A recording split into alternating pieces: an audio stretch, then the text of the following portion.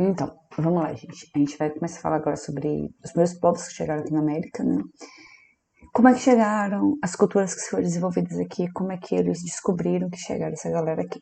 Primeiro, a gente já vem estudando algumas aulas, né, sobre a questão da migração. Primeiro, o surgimento dos Homo, né? No caso, a espécie humana, que veio decorrente de processos de evolução que aconteceram no continente africano, né? A maioria das pesquisas direcionam para o surgimento da humanidade, da nossa espécie humana na África. Então, a partir daí, elas começaram a migrar para a Europa, para a Ásia, para a Oceania e, por fim, para a América. Dizem que a América foi o último continente que eles chegaram e se estabeleceram uma moradia fixa, né? Fixaram ou começaram a ter esse processo aí. Então, a gente vai ver esse processo de acomodação. A gente vai ver, então, exatamente como é que eles chegaram, as teorias que dizem que ele chegou aqui na América. Porque existem algumas suposições, estão começando a descobrir muitas coisas novas também sobre essa questão, né, de como eles chegaram, porque ainda é uma grande... Tem teorias, sim, mas existem teorias que podem ter vindo muito mais antes, muito mais recentes, não, muito mais antes do que realmente o Estado de Bering, né? Então, existem algumas teorias que a gente vai trabalhar, as duas principais. Então, como é que eles chegaram aqui na América? Como é que a gente consegue saber que eles chegaram aqui na América, né? Primeiro, nós temos duas teorias de como eles chegaram aqui na América. Primeiro, pelo Estreito de Bering, e o segundo é através do oceano. Sim, pelo Oceano Pacífico. Por quê? Porque a gente vai ver que, como a gente já comentou já, a questão da era glacial, que quando teve a era glacial, você teve muito mais gelos, então, onde o período que a Terra ficou muito mais fria. Quando a Terra ficou muito mais fria, então você tem um gelo formando, esses gelos irão reduzir o nível de água dos oceanos, e isso vai possibilitar em que, além de grandes áreas de gelo sólido que dê para eles passarem, como também faixas de terras começam a aparecer, que vai facilitar esse trânsito deles. E pelo oceano, a questão das embarcações, muitas mais ilhas irão formar, então eles irão passar pelas ilhas até chegar à costa da América do Sul. Então aqui, eu trouxe uma imagem para vocês, que é exatamente um exemplo, né, de como a gente pode ver de hominídeos, no caso o Homo sapiens, fazendo sua transição. Perceba aqui que a região, teoricamente, é a região fria, pela questão da vegetação, a vestimenta deles, todos com lança, a questão de que eram caçadores, então ia ter a proteção mesmo deles, então tinham os seus equipamentos. Nós temos também a questão dos sapatos deles para proteção em relação ao frio, então eles tinham uma série de proteções, né? Por quê? Porque eles iam sair exatamente de regiões frias para outra região fria para depois descer para a América. A região que eles vão atravessar a região da Sibéria. Então eles saíram da África, foram para a região da Ásia subiram mais um pouco e aí conseguiram passar por esse estreito de Bering. O que então esse estreito de Bering que estamos a falar e comentar? Ele vai ser um canal marítimo raso, ou seja, ele vai ser uma ligação entre a Ásia e a América. Ele vai fazer essa ligaçãozinha, ela a princípio ela vai ser rasa também por causa da questão da diminuição, né, da água. Então ela vai ser raso, que vai ter aproximadamente 35 km de largura e vai separar o Alasca americano da Sibéria asiática. Esse estreito tem essa ideia de que há 80 mil anos atrás, 12 mil anos atrás, houve a diminuição do nível do mar, como a gente falou, da relação da era glacial. E isso possibilitou a passagem desse grupo a pé de uma continente para outro, né? Então, aqui a gente vê exatamente o estreito de Bering. Aqui você tem a Ásia, e aqui você tem a América, que seria, aqui é o Canadá, na verdade, o Canadá e aqui os Estados Unidos. Então perceba que quando a gente olha, o mapa faz uma referência ao período em que nós tivemos a era glacial. Então perceba que aqui você tem uma região muito, esse branco é o gelo, muito cheio de gelo, né? A região aqui é a região que colocaria como se fosse a passagem para conseguir passar pelo Estreito de Bering, né? Que como você teve a redução do oceano, então você teve a imersão, surgiu faixas de terra que possibilitou essa passagem. Então a primeira teoria vai ser essa teoria, né, desse Estreito de Bering. Como é que surgiu essa teoria? Ela também vai se chamar teoria de Clovis. Por quê? Porque possivelmente Clovis seja o descobridor da área onde começou a se descobrir os primeiros povoamentos da América. Então, ele é bem normal, a gente já percebeu que a galera bota o nome dele ou faz referência a alguém e tal. Então, essa teoria de Clovis vai dizer exatamente dessa ocupação pelo Estreito de Bering. Você vai ter o local, vai ser o Novo México, onde descobriram esse sítio arqueológico, e começou -se a datar pelo que foi encontrado na região, ossadas, artefatos, utensílios, de que esses primeiros povos que se fixaram ali teriam entre 15 mil a 12 mil anos. Então vieram para cá nesse período, vindo da região da Ásia, pelo Estreito de Bering. Depois migraram para toda a América do Norte e Central, e até chegar à América do Sul. Essa é uma das teorias. Então, que eles vieram de cima e depois de cima vieram se distribuindo até a América do Sul. Datado mais ou menos de 11 mil anos até chegar aqui na América do Sul, né? No Brasil e adjacências. Então, aí o que a gente vê? A gente vê alguns artefatos, né, da cultura de Clovis. Se a gente olha aqui, geralmente são pedras mais afiadas, são pedras mais polidas. Então, a gente já percebe que já é um outro período que a gente aqui, já da pedra polida, tudo bem, a gente já conseguiu ter maior domínio dessas ferramentas. Então, tem-se a ideia de que eles tenham sido os primeiros não, as únicas espécies humanas, no caso hominídeos, que chegaram aqui na América. Então nós não tivemos australopithecus, nós não tivemos Homo habilis, Homo erectus, eles focam no Neandertales, eles focam exatamente que a única espécie que vivenciou, que chegou aqui na América foram o Homo sapiens. Isso significa então que o Homo moderno migrou para o nosso continente depois de ter se desenvolvido na África, na Ásia, ele se desenvolveu e veio para cá. Então aqui ele só teve outro processo de desenvolvimento. Ele já trouxe uma carga com vários aprendizados, né? Vários aprendizados que aqui eles só fizeram adaptar ao meio que eles estavam vivendo. Então, a cultura de Clovis é uma das teorias, como eu já falei para vocês, da migração da América, né? Veio para o Estreito de Bering há mais ou menos 14 mil anos atrás, migrando aos poucos para o sul do continente americano. Então, saiu da Ásia, veio para a América e foi descendo até chegar aqui à América do Sul. Continuam por povos caçadores, que produziam ferramentas em pedra, com uma técnica complexa e possuíam traços semelhantes com os asiáticos.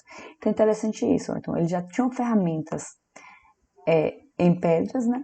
Que com a técnica mais complexa, seja mais desenvolvida, muito mais bem arquitetada, e a semelhança de traços físicos, rostos, corpo, exatamente com os asiáticos. Então, por isso que eles tiveram essa ideia de que, olha, vem do Estreito de Bering, que é a região mais próxima da Ásia, mais plausível para você chegar aqui na América. Mas os traços, quando a gente pega um crânio e coloca no computador, ele vai jogar as características do crânio, porque tem um banco de dados em relação a isso, e vai montar 3D como seria a fisionomia. Por isso aquela imagem que a gente viu dos primeiros Homo sapiens que vieram para a América. Por quê? Porque a fisionomia é montada a partir dos ossos do crânio. Lembrando que nós devemos adaptar muito nosso corpo, fisionomia, comportamento de acordo com o ambiente que a gente vive. Porque, como é a natureza, a gente já diz, né? A natureza, o mais forte não, o que sobrevive não é necessariamente o mais forte, o que sobrevive é o que melhor se adapta. Então, quando você se adapta ao ambiente, melhor você vai sobreviver. Então, como eu já conversei com você em sala, nós temos uma variação muito grande em relação à fisionomia, a questão de cor de pele, tudo vai variar de acordo com o local que você está inserido. Porque, por exemplo, se você é da Europa, você não precisa de tanta melanina para proteger sua pele. Por quê? Porque lá a incidência de sol é menor do que na África, por exemplo. Então, você tem a variação, até o tamanho mesmo, por exemplo, regiões montanhosas, você vê que pessoas tendem a ser um pouco mais baixas. Por quê? Porque precisa economizar energia, a questão da baixo oxigênio. Então, tudo isso vai ajudar a moldar o corpo, né? Então, a semelhança vem muito dessa questão. E, lógico, quando a gente chega aqui na América, eles vão desenvolver outras habilidades, outras estruturas do corpo e vão se modificar na evolução. Como até a gente está evoluindo e mudando de acordo com nossa vivência, né? Nosso dia a dia. Então, aqui eles fizeram um corte, mas a gente pode ver, aqui seria a Ásia aqui, e eles então saem da Ásia e vai para o Estreito de Bering, que seria nessa região, só que eles fizeram um corte no mapa, e a partir daqui eles iriam descer. Então, percebam que, olha onde eles viram os primeiros indícios. Os primeiros indícios foi que nessa região aqui onde tem o triângulozinho, foi exatamente onde surgiram, descobriram essa questão do sítio arqueológico que deram o nome da cultura de Clovis. Foi nessa região. Então perceba que eles saíram migrando até chegar a essa região. Quando chegar a essa região, se desenvolveram, e como eu vou lembrar vocês, nada do dia para a noite, as coisas acontecem com grande espaço de tempo, ainda mais aqui que não tem tecnologia. Então eles saem de um espaço e vão descendo até chegar nos espaços que a gente conseguiu ver que fixou ou teve mais incidências de artefatos que conseguiram achar, descobrir. Não quer dizer que eles tenham vindo direto. Lógico que não. Aí foi vários grupos que vieram andando, migrando. Uns ficavam, outros iam para outro canto, outro para o lado. Então eles começaram a se desenvolver a partir daí. E depois disso, desceram para o restante da América. Lembrando que existem outras teorias que eles tivessem vindo pelo mar. E também você vai ter deles que vai subir para a América, enquanto um grupo vai descer para a América. Então a gente vai ter, mesmo sendo o Homo sapiens, nós devemos ter alguns diferentes, alguns sujeitos diferentes, grupos diferentes que vão entrar e vão ir para um lado e para o outro.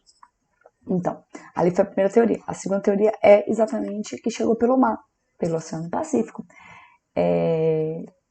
Como é que a gente descobre isso? A gente descobre porque já começou a ter mais estudos especificando, direcionando e que descobriram no Chile, na Colômbia, na Venezuela e em Minas Gerais, aqui no Brasil, em que a possibilidade de outros grupos já terem vindo para cá. Por quê? Primeiro, as ferramentas achadas aqui, os traços dos personagens, dos sujeitos que vieram para cá, dos grupos, são diferentes do que estava no norte dos Estados Unidos. Se a gente olhar, por exemplo, em filme, a gente pode ver que os traços dos indígenas americanos são diferentes dos traços indígenas daqui da América do Sul. Estatura, questão de formato do rosto, como também os que estão, por exemplo, na Colômbia, na Venezuela, são diferentes de alguns grupos aqui da América do Brasil, por exemplo. Por quê? Adaptação do tempo, do clima e grupos diferentes que possivelmente chegaram aqui. Como, por exemplo, grupos que vieram do Pacífico chegaram aqui no Brasil. Também teve grupos que chegaram da América do Norte e chegaram no Brasil. Então você teve digamos, mesclar, né, desses grupos que chegaram. Mas aqui tem a ideia de que as primeiras ossadas, utensílios achados, foi em média de 11 a 12 mil anos atrás. Mas que aqui nesse restante do continente americano, tem até artefatos achados de 14 mil anos atrás. Então você veja que é muito diferente. Aí, como a gente estava falando, história, o legal é que ela tem várias teorias, não necessariamente uma vai anular a outra. Mas as teorias elas acontecem por quê? Porque não tem ninguém para contar a história. Então, como não tem ninguém para contar, nem nada escrito, o que a gente faz? A gente pega os utensílios que foram achados, começam a moldar, fazer uma relação de o período que foi, que tem a forma de você datar o período de cada artefato. Quando você data esse período, você vai exatamente fazer essa conexão e ver o período mais ou menos que é, aproximadamente. Não posso dizer, foi há 14.500 anos. Não, mas aproximadamente há 14 mil anos que é essa diferença. Mas como é que você vai dizer que, por que sabe que aqui é mais antigo do que nos Estados Unidos, por exemplo? Por quê? Pelas técnicas utilizadas. Se a gente vai 2.000 anos nesse processo, muita coisa mudou. As ferramentas usadas aqui, por exemplo, eram mais arcaicas. Então, eram muito mais antigas do que a de Clovis. A gente não tinha tanto a delicadeza, a fineza que tinham as ferramentas de Clovis. Eram coisas, às vezes, mais rústicas, rudimentares. Então, essa é uma das possibilidades, porque eles começaram a ver que as ferramentas são diferentes. Outra possibilidade é exatamente os traços fisionômicos. Por quê? Os ossados achados aqui, os crânios achados aqui, quando a gente vai fazer uma relação de dimensão 3D, tem umas aparências muito mais com grupos africanos e da Oceania do que necessariamente da Ásia. Então, são traços diferenciados que acabam mudando essa teoria e a gente reajustando a teoria, né, ao período que a gente está vendo. E lembrando também que esses estudos são meio antigos, então cada vez mais existem estudos que vão se dedicar a essa relação, coisas são achadas. Por quê? Porque a tecnologia também melhora. Então muitas coisas são achadas e que acabam acrescentando a teoria e criando outras teorias também. Porque, como eu disse, uma teoria ela não vai anular a outra, ela pode complementar, mas anular não. Até porque existem provas de que aconteceu também essas duas migrações. E como a gente vê, né? É tão longe, tão distante, sem tecnologia, andando a pé, cheio de dificuldades. Lógico que vai demorar muitos anos para eles conseguirem até se chocar, né? Mas assim, como eu falei, as teorias estão surgindo, já existe já indícios de que há 25 mil anos atrás, aqui no Mato Grosso, no meio do Brasil, ou há 25 mil anos atrás também no Canadá, na Pensilvânia, há 17 mil anos atrás, já existem sítios arqueológicos em que encontraram materiais desses anos, de 25 mil anos atrás, 17 mil anos atrás. Então, a gente percebe que existem novas descobertas sendo feitas. Lógico que a gente não vai chegar e vai jogar, descobrir. Não, vai fazer uma série de exames, de projetos, de propostas, para a gente poder saber exatamente o que chegou, como chegou ou não. Lembrando que sítios arqueológicos são aqueles espaços onde a gente acha alguma coisa, algum artefato que remete a tempos antigos. A partir daí, os pesquisadores fecham aquela área para que eles possam fazer escavações, escavar para ver se acham mais artefatos e ver se existiu alguma civilização ali. Então, quando eles acham alguma coisa, eles pegam, recolhem e faz todo o processo, todo o exame para saber se é, de que ano é, de que período é, que sociedade possivelmente viveu ali, se é conhecida, se não é, se é desconhecida. Então, faz todo esse processo para poder realmente achar e saber qual é esse processo. Então, não sei se vocês já viram, mas alguns já devem ter visto muito o filme, por exemplo, de Indiana Jones, ou filme que você tem arqueólogos, que tem aqueles espaços que são áreas gigantes, onde tem escavações, e tem aquela galerinha com um pincelzinho, com óculos, para analisar, que é exatamente o quê? Você tem que tomar o maior cuidado, porque algumas vezes um osso, um utensílio, acaba estando ali que está muito delicado, muito fragilizado. Se você for violento, acaba acabando com tudo, né? Então você deu cuidado maior. Então a gente vê muito essa relação de um cuidado para poder realmente estar conservando aquele material. Então aí por isso que a gente chama sítios, o sítio arqueológico. E aqui ele deu o nome de alguns locais onde esses sítios estão, né? E que a gente vai ver também agora a questão da migração no Brasil, das populações que vieram do Brasil, como elas vão se desenvolver, né? E como é que o Brasil vai saber dessas sociedades. E as outras 3 sociedades importantes que nós tivemos no Brasil e que são pouco vistas, pouco estudadas e pouco conhecidas.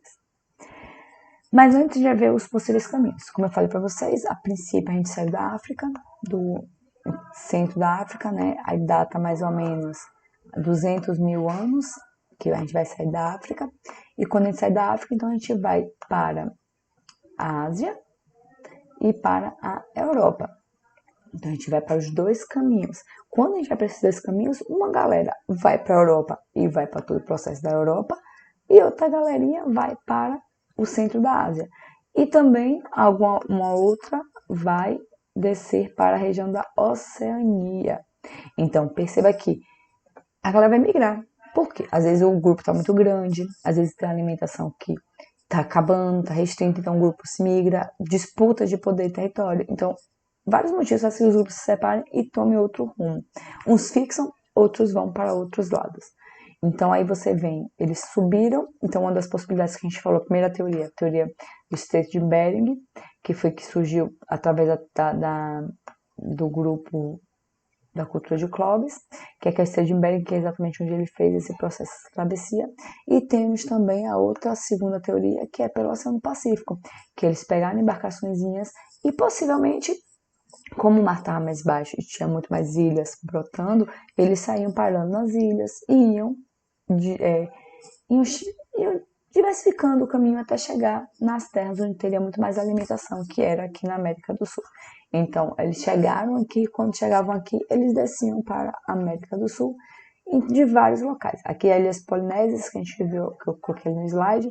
Então, uns saíram daqui da Polinésia, outros das Filipinas, e todos vinham em direção à América, como forma de explorar e de buscar até mesmo novas possibilidades, né, de vida. Também se por um acaso estava pescando e de repente o mar levou. Pode ser várias teorias que podem acontecer aí. Aqui a gente tem, então, eles chegaram na costa da América do Sul. E chegando aqui, eles vieram se espalhar pela América do Sul e também subiram para a América do Norte. Assim como teve grupos que desceram também para a América do Norte. Então eles fizeram toda essa troca, né, de caminhos se inverteram. Então a gente tem muita diversidade também por causa dessa questão. Não foi um grupo específico que veio para a América, pode ter vários outros grupos que chegaram aqui na América. Então, vamos agora, depois de falar dessa relação povoamento da América em si, a gente vai puxar um pouquinho para o Brasil. Depois a gente entender como é que a gente funciona com a questão da cultura brasileira e que a gente desvaloriza tão pouco a relação aqui do Brasil, né? Então, também, como todos na América toda, primeiros grupos aqui eram caçadores e coletores. Por quê? Porque eram nômades. Então, quando a gente é nômade, a gente vai exatamente viver da caça e da colheita. Se não tem alimento bom aqui, eu vou para outro local. Então, foi assim que eles chegaram no Brasil também. Ou tem muita gente aqui, o alimento está escasso, está pouco, eu vou para outra área, vou migrar para outra área. Usavam lanças e flechas com pontas de pedras. Então, eles já começavam também a utilizar não mais só a lança como somente de pedaços de madeira, de árvore cortado. Eles já botavam uma pedra, porque sabia que a pedra, ao atingir, matava mais rápido. E eles tinham menos trabalho, menos problema. Outra coisa que é interessante que os pesquisadores começaram a observar e perceber, que na maioria dos locais que encontram vestígios antigos dos brasileiros, dos povos que chegaram no Brasil, é associado com ritual funerário. Como assim funerário? São rituais fúnebres, rituais que é de enterro. Então já começava a perceber, olha, se tem fazendo coisas de enterro aqui, não quer dizer que ele já vê a espécie humana como uma coisa diferenciada. Então, possivelmente, ele já vê o ser humano como um ser específico e onde existem deuses, onde existem ancestrais, onde existe vida após morte. Então, eles começavam a fazer esses rituais exatamente para poder ser a passagem, a transição, né, de uma vida para outra. Criaram línguas e técnicas diferentes ao longo do tempo. Então a gente começou a desenvolver outras técnicas de língua. Lembrando aqui que o Brasil é vasto em fauna, flora, então tem muita alimentação boa para eles. Tem rios, então eles adaptaram de acordo com o local que o Brasil estava, né? Que era um local próspero para eles poderem se desenvolver. E como a gente está falando da relação de pedra, como o Brasil também usava muito essa relação de pedra, então, olha como a gente estudou na aula, paleo índio. Então, como se fossem os indígenas aqui utilizavam já a ideia de pedra. O índio é uma homenagem à relação brasileira e tal, mas a ideia é que é o período onde o índio brasileiro utilizava a pedra como principal fonte de armas e de ferramenta, né? Então, aqui é um exemplo, mais ou menos, uma imagem sobre o indígena brasileiro, não necessariamente daquela época, já é mais recente isso aqui. Mas qual é a ideia? A ideia é que a gente vai falar agora há pouco sobre a questão de adornos. O adorno são essas coisas aqui, ó, que eu estou circulando. Adornos, eles vão ser utensílios geralmente utilizados em cocais, colar, pulseira, bracelete. São coisas que decorativas, digamos assim, mas não são decorativas. Elas podem também simbolizar guerreiros, pode simbolizar se está em guerra ou não, pode simbolizar se está em luto, pode simbolizar paz, pode simbolizar várias coisas, inclusive hierarquia. Olhem, quando você vê o cacique, geralmente o cacique ele é representado com a questão de um cocar muito maior, porque é o poder que ele tem naquela sociedade. Então, aí eu falei com vocês, né, sobre essa relação, porque o Adorno a gente vai fazer a conexão um pouco mais à frente sobre uma determinada comunidade que viveu aqui no Brasil. Mas aqui no Brasil a gente teve alguns sítios arqueológicos, onde a gente conseguiu perceber a existência de povos muito antigos aqui, inclusive pré-históricos, né, digamos assim, animais pré-históricos aqui no Brasil. Como eu falei, sítios arqueológicos onde a gente consegue captar, guardar não, né, desculpe, a gente consegue achar utensílios, achar ossadas, e estão mais conservados, até porque eles estão em locais geralmente protegidos, ou seja, porque tem camadas de terras, ou seja, porque estão aí, como a gente está vendo aqui, em cavernas, então poucas exploradas, pouca ação humana, então você tem muita conservação nisso, nesses locais. E aqui vai ser importante eu trazer essa Lagoa Santa, porque aqui foi onde a gente teve o primeiro aparecimento, né, de achar os primeiros ossadas humanas, que fariam referência aos primeiros habitantes aqui na Terra brasileira, em terras brasileiras. Como Luzia. A gente já comentou em sala de aula sobre Luzia. Luzia, ela vai ser um dos primeiros fósseis achados aqui no Brasil, fósseis de uma de uma mulher, lembrando que você faz todo um estudo, você vê como é que vai, como é que é a questão do formato do crânio, você vê a questão do formato de alguns ossos que se acham, para poder moldar se é homem ou se é mulher. Mas o interessante é que nessa Lagoa Santa, a gente conseguiu achar fósseis de preguiças gigantes, preguiça de mais de 3 metros de altura, acho que 3 metros, gigantes. Conseguimos ver tigres, dente de sabre, conseguimos ver outras espécies de animais hoje extintas também. Eu já preguiça pequenininha, mas antes ela foi grandona. Então, assim, aí começaram a achar esses indícios desses seres e acharam também ossos humanos. Esses ossos humanos de mulheres e homens pré-históricos, né? A média de 70 ossos que eles acharam, entre homens e mulheres. E foi aí então que surgiu Luzia, que faz referência a Lucy, o primeiro fóssil achado do Australopithecus, que a gente estava com essa sala de aula. Então aí Luzia vai ser uma referência a Lucy, uma homenagem a Lucy. E que quando a gente vê, ela viveu há mais ou menos há 11 mil anos atrás. Então, ela olha tanto tempo. Se a gente for olhar pelo tanto que o pessoal saiu lá da cultura de Clovis para chegar aqui, é muito mais tempo do que esse que nós temos. Então, aqui a gente tem a representação. Como eu falei, pega o crânio, bota no escaneia o computador, faz uma relação 3D, depois a relação 3D faz uma relação de montagem de argila. Então aqui nós temos uma referência de como seria Luzia. E a gente percebe que tem os traços muito mais negroides, muito mais africanos do que os traços asiáticos. Nós temos outra referência, né, que é a Serra da Capivara. Essa fica no Piauí. A Serra da Capivara também vai ser bastante importante, porque a gente vai achar muita coisa das culturas antigas, né, dos povos antigos. Achamos também eles acharam, né, uma pintura rupestres, vários locais com várias pinturas rupestres, e que, como a gente sabe, não se tem um certo qual é a finalidade, mas uma coisa, eles diziam muita coisa sobre o dia a dia, o cotidiano deles. E aqui, eles começaram a perceber também que, se você olhar, o corpo, ele está em um local que é exatamente um local como se fosse um círculo. Então, ele está num círculo, a posição do corpo, posição de fetal, e é como se tivesse feito o enterro deles. Então, aí é por isso que eles começam a perceber a ideia de rituais fúnebres, rituais de enterros, por causa de como estavam achando alguns corpos. E alguns utensílios aqui, por exemplo, que é encontrado ao lado. Então, algumas coisas em volta acabam sendo encontradas e eles, então, começam a deduzir que seria um ritual de enterro deles, né? Aí, a gente já viu os principais polos, onde a gente achou o sítio arqueológico, a gente achou os primeiros polos, ou algumas pinturas rupestres, que vai determinar qual foi o grupo que foi encontrado aqui no Brasil. E temos também três situações e duas comunidades indígenas que mostram como a gente também tivemos grupos importantes, que a gente vai ver que vai ser pouco falado que o Brasil teve seus indígenas ou grupos poucos representativos, mas por uma falta de conhecimento ou falta de pesquisa, porque a gente vai ver que existem muitas coisas a ser pesquisadas, né? O Brasil é grande e vasto e que existe muita coisa para ser pesquisada, como por exemplo, se a gente olhar aqui a Chapada Diamantina, existe em média de uns 200 locais aqui na Bahia de pintura rupestre, mas a gente não ouve falar. Não existe um sítio arqueológico, não existe uma proteção para essas questões históricas, não existe um estudo determinado para isso. Temos também em Pernambuco, umas áreas que têm pinturas rupestres, mas que é pouco pesquisado.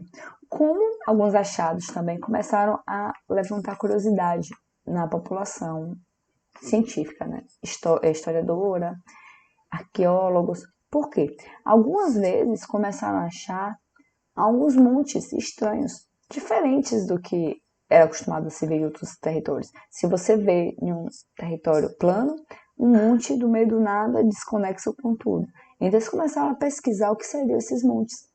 Então, esses montes, eles deram o nome de sambaquis, e são montes compostos de molúsculos. Viram que a composição dele tinha molúsculos, que molúsculos a gente sabe que são seres que vivem geralmente em áreas com água salobra, doce, salgada, esqueletos de seres pré-históricos e ossos humanos. Tudo isso aqui dentro. Então, assim, nós temos tudo isso dentro desse território, desse monte. Então começaram a ver também conchas e utensílios feitos de pedras ou ossos. Então começaram a questionar qual seria a finalidade desses montes. Por que existem esses montes? Então começaram exatamente a pensar e perceber o porquê, querer saber o porquê que esses montes existem. Só que, lógico, ninguém descreveu, não se tem nada, ninguém sabe, ninguém viveu esse período, então nós não temos a certeza da função desses sambaquis. Então a gente não sabe com exatidão, mas pela ideia de você ter ossos, de você ter ossada humana, de você ter uma série de adornos, de conchas que podem ser colares, braceletes. Então começou-se a perceber que poderia ser um tipo de cemitério, uma forma de cemitério que eles teriam nesse local. Aí ele já começou-se a perceber, denominaram os sambaquis, e denominaram os povos que viviam ali como sambaquis. Não se tem ao certo nome, mas eles denominaram o nome sambaquis. Se tem o uso de adornos, então já sabia-se que eles usavam adornos. Por quê? Porque isso foi visto. Se eles foram vistos enterrados com colares, utensílios cotidianos, pequenas estátuas de ossos e dos animais e de pedras, então começaram a fazer uma referência exatamente àquele morro ali, parece que é um cemitério. E tem muitos corpos de posições específicas com utensílios específicos, que deu a entender isso. E deu a entender também que existiria uma vida crença pós-morte. Por que você seria enterrado com esses adornos, com esses estátuas, que seriam uma proteção à toa? Então eles começaram a acreditar que esses grupos eles já teriam sim uma crença em vida pós-morte. Lembrando que aqui a crença em vida pós-morte a gente está trabalhando com crenças da natureza. Eles acreditavam também nas relações dos deuses, como a água, o vento, a água, a chuva, o sol, a lua. Então começaram a fazer referência a esses personagens. Encontraram também sinais de fogueiras, que podiam começar a simbolizar também como os rituais funerários, né, os enterros, e preparo de refeições em homenagem aos ancestrais mortos. Produziam pequenas esculturas, né, pedras ou ossos em formato de animais, o nome zoolitos, lembrando, quando a gente fala de zoo, a gente está falando de animais, e litos, pedras. Então são exatamente esculturas formadas em formato de animal que são feitas de pedras ou ossos. Além de fabricar também machados e facas com pedras finamente polidas. Então já começam a ter até essa estrutura, ele é polido de forma bem adequada, bem estruturada. Aqui um exemplo nós temos, aqui seria um machado, e aqui nós temos a referência a esses olitos, que parece bem estranhozinho, mas eles conhecem a referência exatamente aos animais. Então são essas questões, essas referências que nós temos. Também para pesca, começaram a perceber que usavam arpões com ossos de animais e teciam redes, então eles começaram a usar fibras vegetais, teciam redes para poder pegar muito mais animais, muito mais peixes. Então a galera já começou a pensar muito mais além. Fazia inscrições em pedras, como pintura rupestre, que como eu falei, a gente não sabe exatamente para que servia, mas que ajuda a gente a decifrar um pouco do cotidiano deles, né?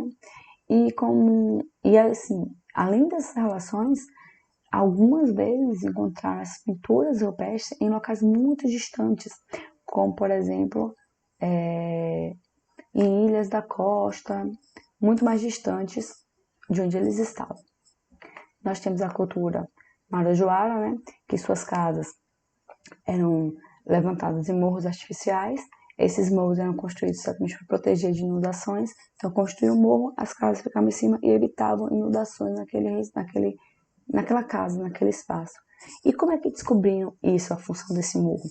Porque nesse morro começaram a achar vasos, vasilhas, urnas, tigelas e outras peças de cerâmica em volta desse morro e até mesmo próximo desse morro. Então começaram a perceber que ali existia uma sociedade desenvolvida também e que ela vivia exatamente e começaram a ver a dinâmica da sociedade a partir desses utensílios achados. Então começaram a criar, montar de como seria a vivência dessa cultura, né?